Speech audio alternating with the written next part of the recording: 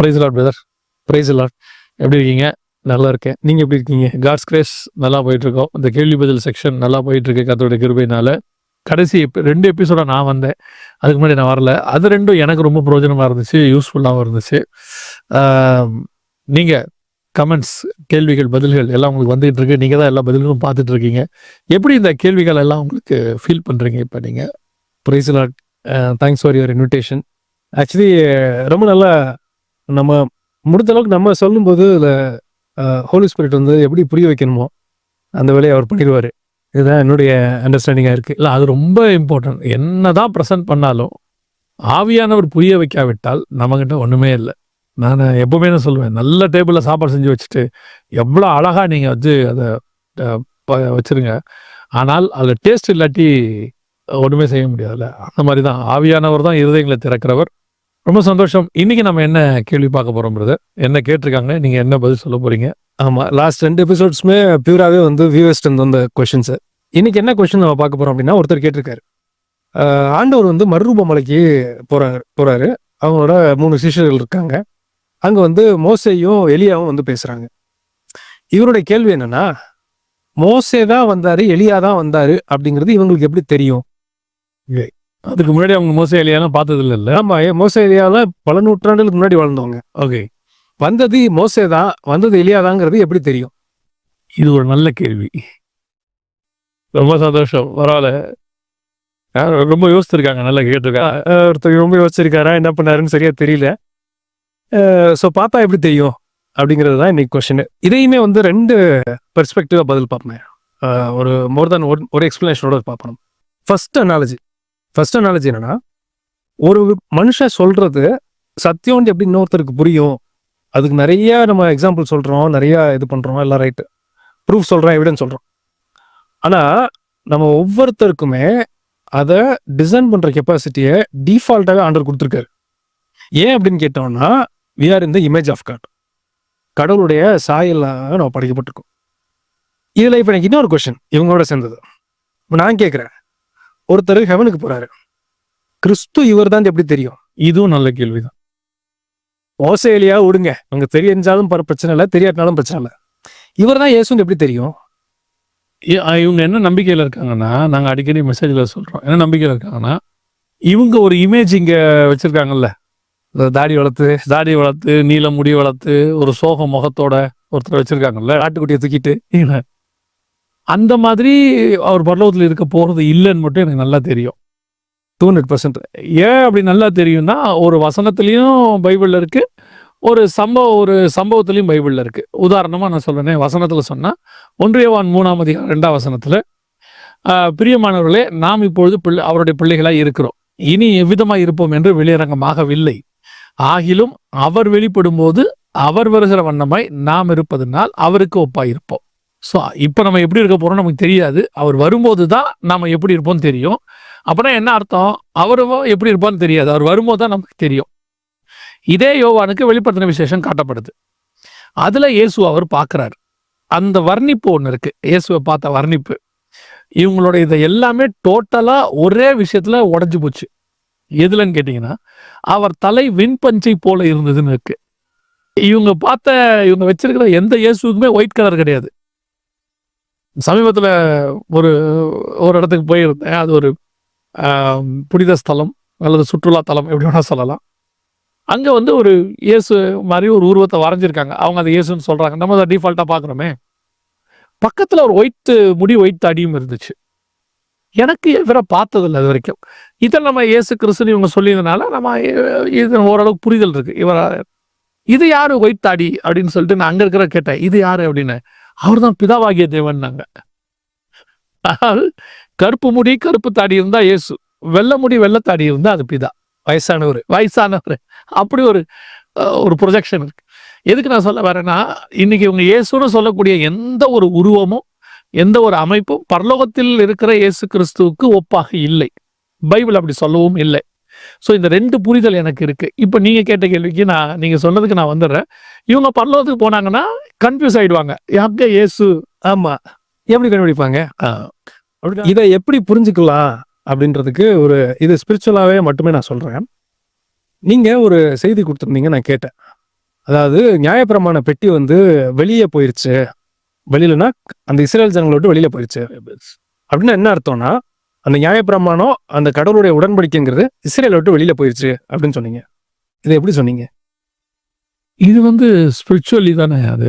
அதாவது உடன்படிக்கை பெட்டிங்கிறது அவங்களோட உடன்படிக்கை இருக்கிறதுக்கான அடையாளம். பெட்டி போச்சுன்னா உடன்படிக்கையும் போயிருச்சு. நம்ம காமன் சென்ஸ் வச்சு ஒருத்தர் யோசிச்சாருனாலே 100% இது கரெக்ட்னு தெரியும்.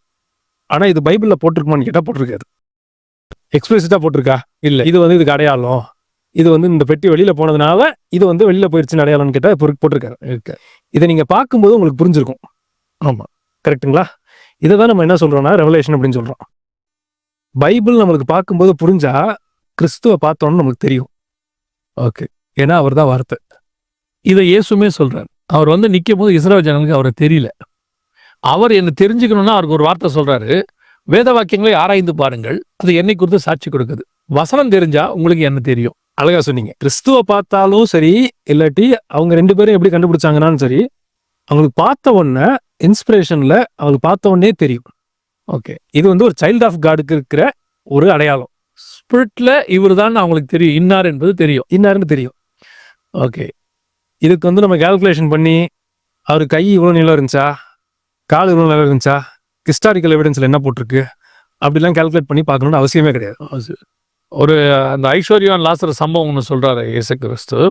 அந்த லாசரை கொண்டு போய் ஆபிரகாம் மடியில் விட்டார்கள் இருக்கு. அவன் தகப்பனே ஆபிரகாம் தான் கூப்பிடுறான் இல்லையா? அவனுக்கு எப்படி ஆபிரகாம தெரியும்? ஆமா, அழகா சொன்னீங்க. ஆபிரகாம் தான் 2000 வருஷத்துக்கு முன்னாடியே இறந்து போயிட்டாரு. ஆமா. லாசரும் ஐஸ்வர்யாவானும் இயேசு காலத்துக்குரியவர்களால பார்க்கப்படுது. ஆமா. அப்படி இருக்கும் பொழுது அவனுக்கு ஆபிரகாம் இப்படிதான் இருந்திருப்பாருன்னு எப்படி தெரியும்? எப்படி அவன் ஆபிரகாம்னு கண்டுபிடிக்கிறான்? நரகத்துல இருக்கவனுக்கே அது தெரிஞ்சா ஹெவன்ல இருக்கவனுக்கு தெரியாதா? கண்டிப்பா தெரியும் இல்லையா? Sure sure. Okay okay. So இப்போ நம்ம வசனத்தை பார்க்கும்போது நம்மளுக்கு இந்த புரிதல் இருக்குன்னா 200% அவரை பார்த்தாலும் இவர் தான் கடவுள்னு நமக்கு தெரியும். எக்ஸாக்ட்லி. இதோட சேர்த்து அடிஷனலாக இன்னொன்று சொல்கிறேன். நான் ஆக்சுவலி ஒரு காலத்தில் பயங்கர காம்ப்ளிகேட்டடான பர்சன். ஒரு விஷயத்த ரொம்ப யோசிப்பேன், அது நல்லது கெட்டதுங்கிறதெல்லாம் விட்டுருங்க. ஆனால் ஒரு விஷயத்த சொன்ன டக்குன்னு நம்ப மாட்டேன். அப்போ நான் வந்து என்ன பண்ணுவேன்னா, யூஸ்வலாக புதுசாக ரசிக்கப்பட்டிருப்பாங்கல்ல, அவங்ககிட்ட போய் கேட்பேன், என்ன லாஜிக்கில் கிறிஸ்து தான் கடவுள் நீங்கள் நம்புனீங்க அப்படிங்கிற ஒரு கொஸ்டின் நிறைய பேர் நான் கேட்டிருக்கேன். ஏன்னா அப்போ நான் என்ன நினச்சிட்டு இருந்தேன்னா, எனக்கு வந்து எவிடன்ஸாக தெரியுது, நிறைய பேர் மிராக்கிள்ஸ்லாம் நான் பார்க்குறேன், கிறிஸ்தவ ஃபேமிலியில் வளர்ந்ததுனால ப்ராஃபசிஸை பற்றிலாம் எனக்கு தெரிஞ்சிருக்கு, இதன் அடிப்படையில் நான் கடவுளை நம்பிக்கிட்டு இருந்தேன் ஒரு காலத்தில். அப்போ இவங்களை பார்க்கும்போது அதிசயமாக இருக்கும். யாரோ ஒருத்தர் வந்து பிரீச் பண்ணாங்க, சுவிசேஷத்தை சொன்னாங்க, நான் நம்பிட்டேன்பாங்க. இது எனக்கு புரிஞ்சிக்கவே முடியல ரொம்ப நாள். எனக்கு எப்போ புரிஞ்சுன்னா, ஒரு டைம் ஹோலி ஸ்பிரிட்டோட என்கவுண்டர் வரும்போது தான் ஒருத்தர்கிட்ட போய் சொன்னால் காட் உடனே நிமிஷத்தில் கன்விக்ட் பண்ண முடியும், அவரும் நம்பவும் முடியும். இது ஒவ்வொரு மனுஷனுக்கும் கொடுக்கப்பட்டிருக்கிற ஒரு விஷயம். பை டிஃபால்ட்டாக அவன்கிட்ட இருக்கு. சொன்னாலே அவன் ரசிக்கப்படுறதுக்கு நிறைய சான்ஸ் இருக்கு. ஸோ அதுக்கு வந்து அடையாளம் அற்புதம் தேவை, அது இருக்கு. ஆனால் அது அவசியமும் இல்லை. அது இல்லாமையும் அவன் சொன்னவனே ஏற்றுக்கொள்வான், 200% எடுத்துக்குவான். அற்புதம் அடையாளம் இப்போ இவ்வளோ சயின்ஸ் நம்ம பேசுகிறோம் இல்லையா, இதை சொல்லி தான் ஒருத்தர் ரசிக்கப்படணுன்ற அவசியம் கிடையவே கிடையாது. ஸ்பிரிட் அரை செகண்டில் பண்ணிட்டு போயிடுவாரு. ஆமாங்க. அது பல நேரங்களில் நான் பார்த்துருக்குறேன். என்னன்னு கேட்டிங்கன்னா, ஒருத்தர்கிட்ட உட்காந்து நம்ம என்னென்னோ காரியங்கள் எவிடன்ஸ் எல்லாத்தையும் உட்காந்து பேசினாலும் அப்படியே இந்த பரிசேயர் சசேயர் மாதிரி அப்படியே உட்காந்து கேட்டு இன்னொரு நாள் கேட்கலான்ட்டு போயிடுவாங்க. வேற ஏதாவது கொஸ்டினோட வருவாங்க. சில நேரத்தில் ஒன்றுமே இருக்காது, ஒரு துண்டு ட்ராக்ஸ் பாதி தான் இருக்கும், அதை படித்து ரசிக்கப்பட்டவங்க இருக்காங்க. பெரிய பெரிய சயின்ஸாக வந்திருப்பாங்க அவங்க. ஆட்டோவுக்கு பின்னாடி எழுதியிருக்குல்ல, அதை பார்த்து ரசிக்கப்பட்டவங்களாம் இருக்காங்க. ஸோ இப்போது அந்த புரிதல், இயேசுவை அறிதல் என்பது ஆதாரங்களோடு கொடுத்தான் அவசியம் அப்படின்னு இல்லை. அது வந்து ஆண்டவரே அதில் அந்த மாற்றத்தை உள்ளே கொண்டு வர வல்லமை உள்ளவராக இருக்குது. அந்த கன்விக்ஷனை அவரே கொண்டு வந்துட முடியும். ஓகே. நீங்கள் சொன்னக்கூடிய அந்த காரியத்தை பார்த்தபோது ரட்சிப்புக்கு வந்து தேவன் எவன் இருதயத்தை திறக்கிறாரோ அவனுக்கு ரட்சிப்பு வந்துடும், ஈஸியாக வந்துடும். யாருக்கு என்ன புரியணும்னு நினைக்கிறாரோ அதை அவர் புரிஞ்சிடும். ஒரு இடத்துல வசனம் இருக்கு, தேவன் எவனுக்கு தன்னை வெளிப்படுத்த நினைக்கிறாரோ தேவன் இயேசு அவருக்கு அவரை வெளிப்படுத்துகிறார்னு இருக்கு. ஸோ அவர் வெளிப்பாடு கொடுக்கணும்னு சொல்லிட்டாருன்னா அவனுக்கு அது தெரிஞ்ச அவன் தான்ட்டு, அதுக்கு எந்த ப்ரூஃபும் அவசியப்பட வேண்டிய அவசியமே இருக்காது நான் நினைக்கிறேன். இல்லையா? இவ்வளோதான் நம்ம எக்ஸ்பிளனேஷன் சயின்ஸ்லன்னு சொல்லணும்னு அவசியம் இல்லை. இது நம்ம ஆசைப்பட்டு ஆண்டவருக்கு எதோ செய்யணும்னு நினைக்கும் போது ஆவியானவருக்கு உதவி செய்கிறாரு. இது மூலமும் வருவாங்க, இது மூலமா தேடல் வரும், தேடும் போது கண்டுபிடிச்சிருவாங்க. இது விசுவாசத்தை தூண்டும், அவ்வளோதான். ஆனால் ரட்சிப்பு கர்த்தரால தான் வரும். அது விசுவாசத்தின் அடிப்படையில் தான் ரட்சிப்பு வரப்போகுது. ரொம்ப சந்தோஷம் brother. இந்த கேள்விக்கு பதில் ரொம்ப சிம்பிளாகவும் ஆனால் சூப்பராகவும் இருந்தது. இப்போ வேற என்ன கேள்வி, அடுத்த எதுவும் கேள்வி இருக்கா அதில்? ஆமாம், இப்போ நம்ம பார்க்க போகிறது ரொம்ப ரொம்ப முக்கியமான கொஸ்டின். இதுதான் வந்து ட்ரெயிலமான்னு சொல்லுவாங்க. எந்த நிறைய சயின்டிஸ்ட் பேசி நான் கேட்டிருக்கேன். இந்த கொஸ்டின் இல்லாமல் ஒரு எவல்யூஷன் பேசுகிறவங்க ஒரு ஒரு செஷன் முடிச்சதை நான் பார்த்ததே இல்லை. என்ன கொஸ்டின்னா, அது கிளாசிக் கொஸ்டின். கடவுள் என்பவர் ரொம்ப நல்லவர் நீங்கள் சொல்கிறீங்க. அப்படி நல்லவர் இருக்க பட்சத்தில் ஏன் உலகத்தில் ஈவில் இருக்கு? ஏன் உலகத்தில் தீமை இருக்கு? இந்த கேள்வி காலகாலமாக சமீபத்தில் கூட எனக்கு தெரிஞ்ச ஒருத்தர் இந்த கேள்வியை கேட்டார். எங்கிட்ட கேட்கல, டிபேட்டோ அல்லது ஏதோ ஒரு டாக் ஷோலையோ அவர் பேசிகிட்டு இருக்கும்போது அவர் கேட்ட கேள்வி, கடவுள் இருக்கிறாருன்னா ஏன் இவ்வளோ அநியாயங்கள் நடக்கணும், ஏன் இவ்வளோ மாதிரி காரியங்கள்லாம் நடக்கணும் அப்படின்னு அவர் கேட்டார் அந்த கேள்வியை. ஆமாம், இதில் ஒரு விஷயம் என்னென்னா, இது சயின்டிஃபிக் கொஸ்டினே கிடையாது. ஆனால் இந்த கொஸ்டினை பிடிச்சிக்கிட்டு நிறைய பேர் சயின்ஸ் பேசுகிறவங்க பேசுவாங்க. இதில் எதுக்கு நான் சொல்கிறேன்னா, அவங்களுக்கு எதெல்லாம் தேவையோ அது சயின்ஸுக்குள்ளேயோ வெளியோங்கிறதுலாம் பிரச்சனை இல்லை. அவங்க ப்ரெசென்ட் பண்ணுறது சயின்டிஸ்டாக ப்ரெசென்ட் பண்ணுவாங்க. ஆனால் இது ஃபிலாசபிக்கல் கொஸ்டின், இதை வச்சுட்டு அவங்க வாதாடுவாங்க. நம்ம அவங்களை எப்படி புரிஞ்சிருப்போம்னா, இவங்கெல்லாம் சயின்டிஸ்ட்டு, சயின்ஸ் தான் அவங்களுக்கு தெரியும், இந்த மாதிரி தீமில் அவங்க அண்டர்ஸ்டாண்ட் பண்ணி வச்சுருப்போம். ஆனால் இந்த மாதிரி கொஸ்டின் அவங்க கேட்பாங்க. இவங்க கேட்கறதா ஃபிலாசபி கொஸ்டின், வேற ஃபீல்டு. ஆமாம், இது அவங்க சயின்டிஃபிக் கிடையாது. சயின்ஸுக்கு நன்மை என்ன தீமை என்னன்னு தான் தெரியாதுல்ல. நியாயப்படி அவங்க சயின்ஸ் பேசிஸ் தான் 100% நான் கேட்பேன் அப்படின்னா இந்த கொஸ்டின் அவங்க கேட்கக்கூடாது. இது வந்து நம்முடைய மன இயல் சம்மந்தப்பட்ட ஒரு விஷயம். மன இயல் சம்மந்த அறிவியல் சம்மந்தப்பட்டது இல்லை, அது கிடையாது. ஓகே, ஸோ இந்த கொஸ்டின் நிறைய பேர் கேட்பாங்க. இந்த கொஸ்டினுக்கு போகிறதுக்கு முன்னாடி ஒன்று சொல்கிறேன். இது பேஸ்ட் ஆன் அசம்ஷன். என்ன அசம்ஷன்னா, உலகத்தில் ஈவில் இருக்குன்னா இவங்க என்ன சொல்ல வராங்கன்னா, காட் தான் அத்தனை ஈவலுக்கும் காரணம்னு சொல்ல வராங்க. கரெக்டுங்களா? இந்த மாதிரி கேள்வி நிறைய இருக்கு. ஆமாம், உலகத்தில் ஈவில் இருக்கு, காட் இருக்காருன்னு சொல்றீங்க. அப்படி பட்சத்தில் காட் தான் அந்த ஈவலுக்கும் காரணம். சாத்தானே அவர் தானே படைச்சாருப்பாங்க. அடுத்து அந்த கேள்வி அதை ஒன்று கேட்பாங்க அவங்க. இது நிறைய இருக்கு. என்னைய பொறுத்தளவுக்கு, என்னோட பர்சனல் ஒப்பீனியன், அப்பாலஜெட்டிக்ஸில் ஈவன் சம்டைம்ஸ் ஒரு ஒரு ஒரு டிபேட்டை வின் பண்ணுறது முக்கியம் கிடையாது. அவங்கள திங்க் பண்ண வைக்கணும். திங்க் பண்ண வச்சுட்டு அதில் ஒரு 2 பேர் ரசிக்கப்பட்டாங்கன்னா அதுதான் மிகப்பெரிய ஒரு ஒரு சக்ஸஸ். நம்முடைய நோக்கம் வந்து வெற்றி தோல்வி அல்ல. ஆமாம், நான் வந்து ஒரு ஆர்குமெண்ட் சொல்லிட்டேன் பார்த்தீங்களா, நான் வந்து அவங்க வாய் பேச முடியாத அளவுக்கு ஆக்கிட்டேன், அது முக்கியம் கிடையாது. அவங்கள யோசிக்க வச்சு அவங்க யோசனையில் இருக்க பிரச்சனை என்னங்கிறத அவங்க உணர்த்தி அது மூலமாக ஒரு 2 பேர் ஆண்டவருக்குள்ளே வந்துட்டாங்கன்னா அதுதான் மிகப்பெரிய சக்ஸஸ். சரி, இப்போ இந்த கொஸ்டினுக்கு வருவோம். இதுக்கு இப்போ நம்ம வேற ஏதாவது ஆன்சர் சொன்னோம்னா, ஒருவேளை உலகத்தில் பாவம் இருக்குது அப்படிங்கிற மாதிரி நம்ம ஆன்சர் சொன்னால் என்ன கொஸ்டின் வரும்? அடுத்தது ரொம்ப உணர்வுபூர்வமாக அவங்க கேட்பாங்க, குழந்தைகள் வரிக்கவில்லையா, அதுங்க என்ன பாவம் செஞ்சிச்சு? இது வந்து ஒரு உணர்ச்சி வசப்பட வைக்கிற ஒரு கேள்வி. சாதாரண ஆள் கூட இதை கேட்கும்போது என்ன வந்துருவாருன்னா, ஒரு மாதிரி கொஞ்சம் ஒரு உணர்ச்சி வசப்பட்டு ஒரு ஸ்டேட்டுக்கு வந்துருவாரு. இப்போ இதுக்கு நான் என்ன பண்ண போறேன்னா, அந்த ஆஸ்பெக்ட்லேயே போகல, நான் இன்னொரு டைமென்ஷன்ல இவங்களை திங்க் பண்றதுக்கு நம்ம உதவி செய்யறோம். அதை வச்சு திங்க் பண்ணா இவங்க திங்கிங்ல என்ன ப்ராப்ளம் சொல்லலாம். உலகத்துல நிறைய ஈவில் இருக்கு, உலகத்துல நிறைய கேடான தீமையான சம்பவங்கள் நடக்குது. நீங்க காட் இருக்குன்னு சொல்றீங்க, அப்ப அந்த தீமைக்கு காட் தானே காரணம் அப்படின்னு கேட்குறாங்கல்ல. நான் இன்னொன்று கேட்குறேன், உலகத்துல நிறைய நன்மை இருக்குல்ல, உலகத்துல எக்கச்சக்க நன்மை மனுஷங்க சந்தோஷப்படுறதுக்கு இருக்குல்ல, அப்படின்னா அதுக்கும் காட் தானே காரணமா இருந்தாகணும். அந்த கருத்து அப்படின்னா இதுவும் அப்படியே தான் இருக்கணும். இவங்க என்ன சொல்றாங்க, உலகத்துல அவ்வளோ இது இருக்கு, ஆக்சிடென்ட் நடக்குது, கேடு இருக்கு, இழப்பு இருக்கு, நஷ்டம் இருக்கு இல்லைன்னு சொல்ல, அதுக்கு காடு தான் இவங்க காரணம்னு சொல்ற பட்சத்தில் உலகத்துல ஆசீர்வாதம் அத்தனை இருக்குல்ல, அதுக்கும் அவர் தானே காரணம். கண்டிப்பா. ஆனா இத பேசுறாங்கல்ல, செகண்ட் பாயிண்ட்டை ஏத்துக்கிட்டு காடை மகிமைப்படுத்திடுவாங்கன்னு கேட்டா மாட்டாங்க. உடனே இவங்க என்ன சொல்லிடுவாங்கன்னா, நாங்க தான் ரெண்டுமே இல்லைங்கிற மேம்பாங்க. அப்படின்னா அந்த கொஸ்டினே வரக்கூடாது. ஓகே, அப்படின்னா அந்த ஈக்குவேஷன் என்ன ஆயிரும்னா இன்ஸ்டேபிள் ஆயிரும். ஒருவேளை காட் எல்லா ப்ராப்ளத்துக்கும் காரணங்கிற பட்சத்தில் ஆசீர்வாதத்துக்கும் அவர் தான் காரணங்கிறத இவங்க நம்பணும். ஆனால் அதை நம்ப மாட்டாங்க. ஒரு சின்ன எக்ஸாம்பிள் சொல்கிறேங்க. ஒரு ஆக்சிடென்ட்ல ஏதோ ஒரு விபத்து நடந்து ஏதோ ஒரு கேடு நடந்தது. இவங்க கேட்குறாங்க, காடுன்னு ஒருத்தர் நல்லவர் இருந்தா ஆக்சிடென்ட் நடக்காமல் காப்பாற்றிருக்கலாம்ல அப்படின்னு கேட்பாங்க. ஒருவேளை ஒருத்தர் அடிப்பட தெரிஞ்சு கீழே விழுக போய் அவர் வந்து கீழே விழாமல் தப்பிச்சிட்டாருன்னு வச்சுக்கோமே விபத்தில், அங்கே இவங்க யாரும் காடு காப்பாற்றினாருன்னு சொல்ல மாட்டாங்க. பயங்கர லக்குங்க அந்த ஆள், தப்பிச்சிட்டான். கரெக்ட்டுங்களா? தீமைக்கு அவர் தான் காரணம்னா காப்பாற்றப்பட்டதுக்கும் அவர் தானே காரணமா இருக்கணும். ஆனா அந்த யோசனை நம்மளுக்கு வராது. இதுல இருந்து நம்ம என்ன சொல்ல வரேன் அப்படின்னா, இந்த கொஸ்டினோ ஆன்சரோ ப்ராப்ளம் கிடையாது. இதுல என்ன ப்ராப்ளம்னா, ஏதோ ஒரு கேடு நடக்குது. கேடு நடக்கும்போது யாரையாவது நம்ம திட்டணும்னு தோணுது. நம்மளுக்கு மூஞ்சிக்கு முன்னாடி வந்து நிற்கிற ஒரு காடு. பழைய தூக்கி அவர் மேலே போட்டுறது. ஒரு சின்ன எக்ஸாம்பிள் பார்ப்போம்னா, பையன் மிஸ்ஸுக்கிட்ட அடி வாங்கியிருப்பான். மிஸ்ஸுக்கிட்ட திரும்ப இவனால எதுவும் செய்ய முடியாது ஸ்கூல்ல. வீட்டில் வந்தோன்னா அம்மாவை திட்டுவான், பார்த்துருக்கீங்களா? இதில் நான் வேற ஒன்று சொல்கிறேன். கணவர் மனைவியை திட்டிடுவார், திடீர் ஆஃபீஸ் போயிடுவார்.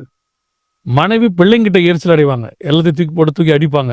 ஆமாம், பசங்க ஒன்றும் பண்ணியிருக்காது, அதான் நடக்கும்.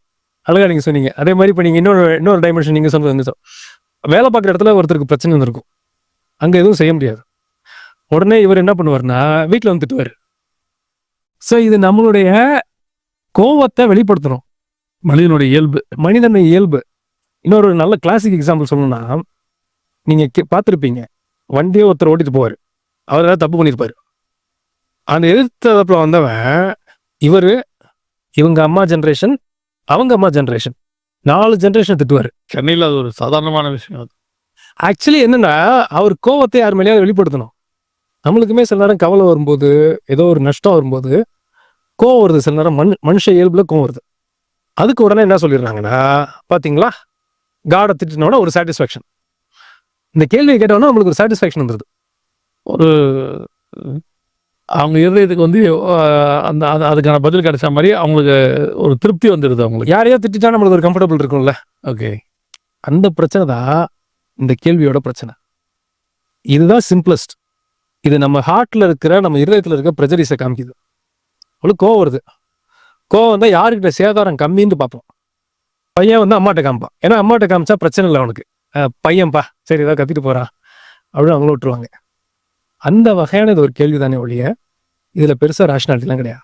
நான் எப்படி இதை புரிஞ்சுக்கிறேன் அப்படின்னு சொன்னா, நன்மை தீமை ரெண்டுமே காட் வந்து கொண்டாடுறாரு. அந்த கான்செப்டுக்கே நான் வரல. இப்போ என்கிட்ட வந்து காட் வந்து ஒரு நல்ல பாலை கொடுத்துட்டாரு, பர்ஃபெக்ட் பால் கொடுத்துட்டாரு. இப்போ அந்த பாலை நான் வந்துட்டு ஃபுட்பால் விளையாடி இங்கே பக்கம் அடிச்சு அந்த பக்கம் அடிச்சு உருண்டு ஓடி அது மேலே ஏறி நின்று கோல் அடிச்சு எல்லாம் எடுத்து, இப்போ அந்த பால் வந்து ஒரு இடத்துல பஞ்சர் ஆகுது. அப்படி இல்லைன்னா அது பால் அடிக்கும் போது காலை கிழிக்குது. எல்லாத்துக்கும் சொன்ன உடனே கடைக்காரர் திட்டம் எப்படி இருக்கும்? என்ன பால் கொடுத்துருக்கீங்க? நேரத்தில் அந்த பலூனை வாங்கி ஊதும் போது அது உடஞ்சிரும், வெடிச்சிடும். மோசமான பலூனை கொடுத்துட்டாங்க அப்படிம்பாங்க. அப்போ காட் நம்ம கிட்ட கொடுக்கும்போது எல்லாமே நன்மையாகத்தான் கண்டார். நடக்கிற எந்த நன்மை தீமைக்கும் நாம தான் காரணமா இருக்கோம். நாம அதை ஒழுங்கா ஹேண்டில் பண்ணியிருந்தா நன்மையா இருந்திருப்போம். காடா சொன்னாரு, கடற்கரை ஓரத்தில் இருக்கிற மரத்தெல்லாம் வெட்டிட்டு சீ வியூ வீடு கட்ட சொல்லி. அப்புறம் சுனாமி வருதுன்னா யார் காரணம்? காடா சொன்னாரு, ரீக்ளைம் லேண்டுக்கு மண்ணை தூக்கி கடல்ல கொட்டுங்கன்னு சொன்னார் இல்லையா? இவங்க ஏதோ ஒன்று பண்ணிட்டு அதனால ஒரு தீமை வருது. நடக்கிற தீமைக்கு காடு தான் காரணம். இன்னும் ஒரு படி போய் ஏன் காடு தடுக்க கூடாது? அடுத்த கேள்வி கேட்குறாங்க.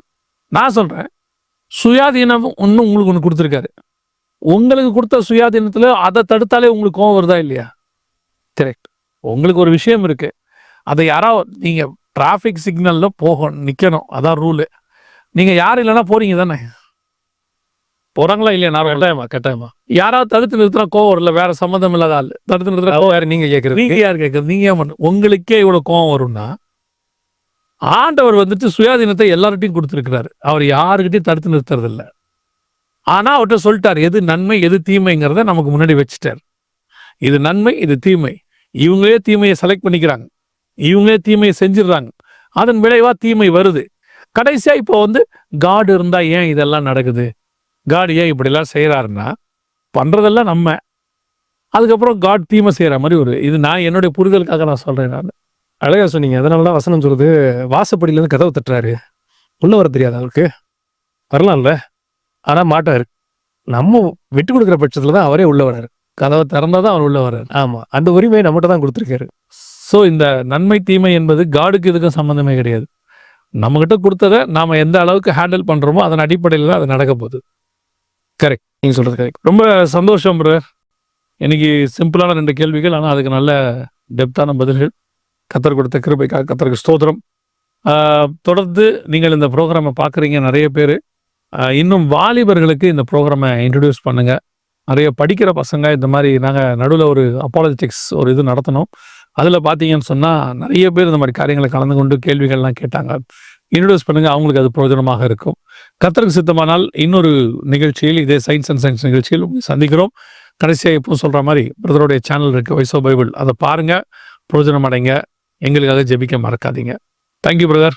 God bless you.